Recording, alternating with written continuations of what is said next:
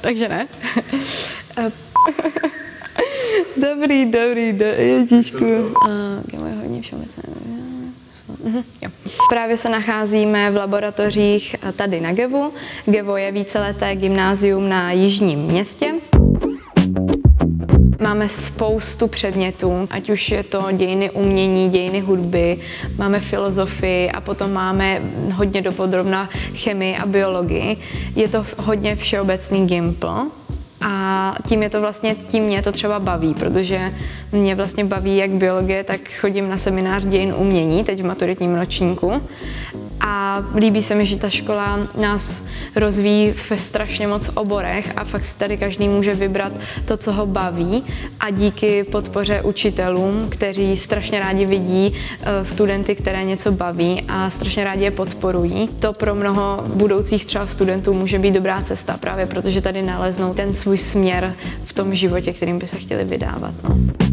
Já jsem vlastně odmala měla hrozně ráda takovou tu biologii ohledně prvoků a různých mrňavých potvůrkách a vždycky mě to hrozně bavilo.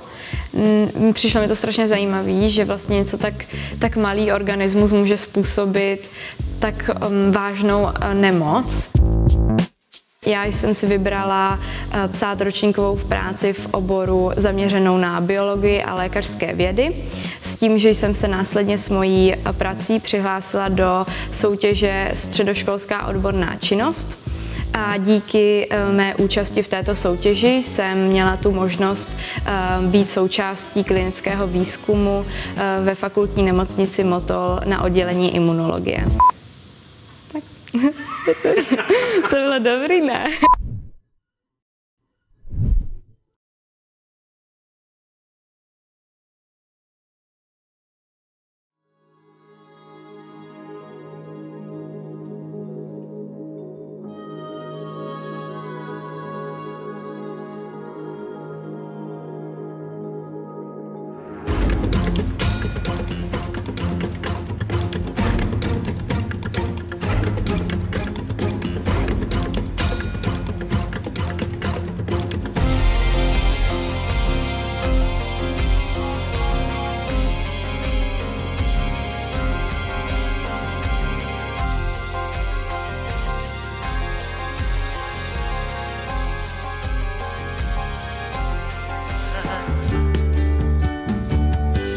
Bloudím v informacích, schází mi těm dveřím klíč, skrývá se cesta mracích, chci mířit ven ze zmatku pryč.